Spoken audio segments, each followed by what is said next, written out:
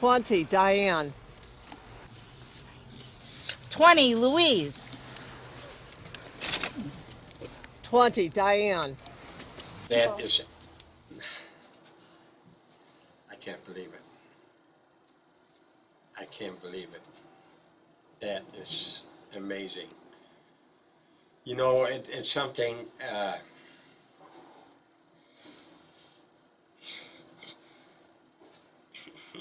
don't know what to say.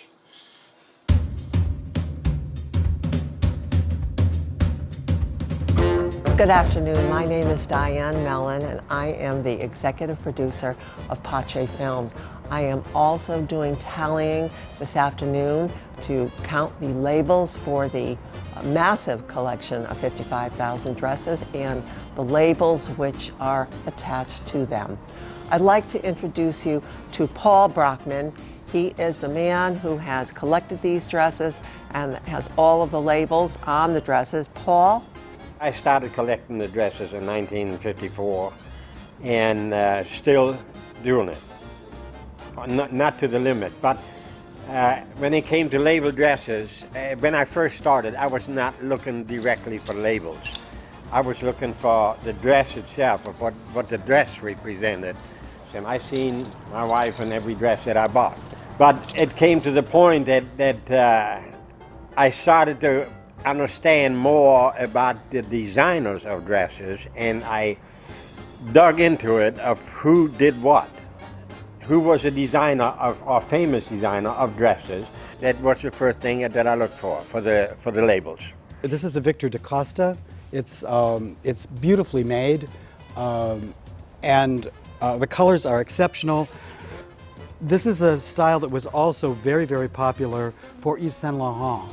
And he did these dresses that looked like they were pleated materials that were wrapped around the body. I would like to introduce you to Edward Mader, who is our expert.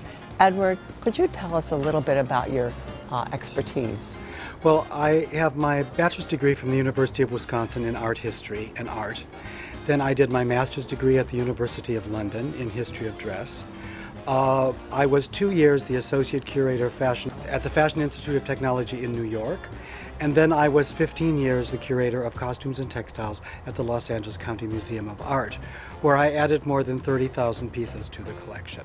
I would like to introduce you to Elodia Corona, who handles public relations for the Brockmann 55,000 dress collection.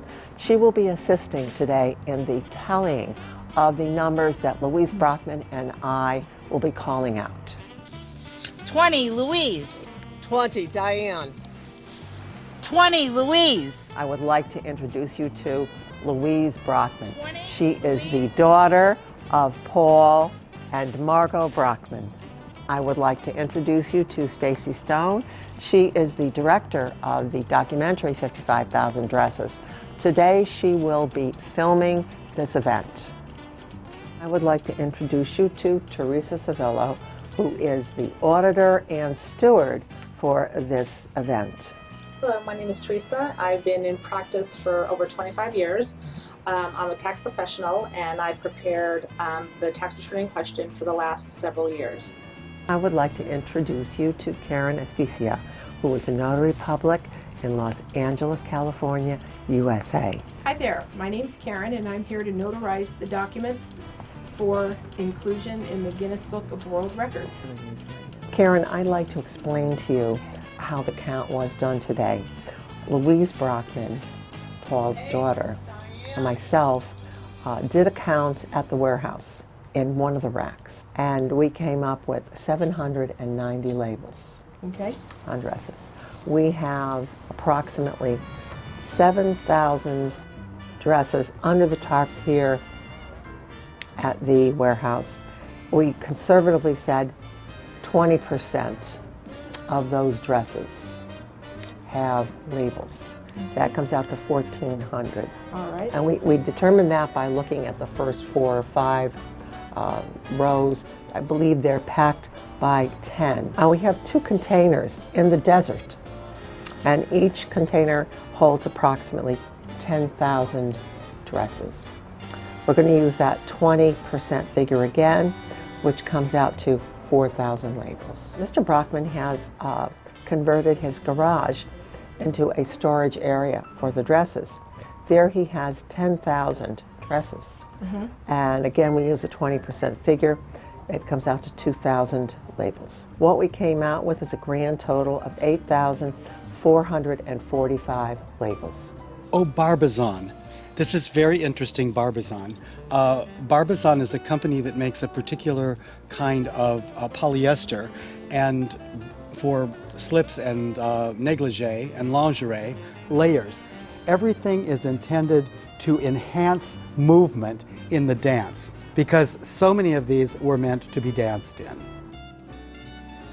I personally would like to see something like a Guinness, this just occurred to me this moment, a Guinness Book of Records ball with 20,000 people in ball dresses, and you would get volunteers. You would find people to do it, and you'd have an enormous hangar or something, and you could do the Guinness Book of Records ball gown ball. This is just amazing to think that one person picked out all these dresses. I would not be surprised at all if he got the Guinness Book of World Records. Stamp that one more time here, just so that the stamp is clear.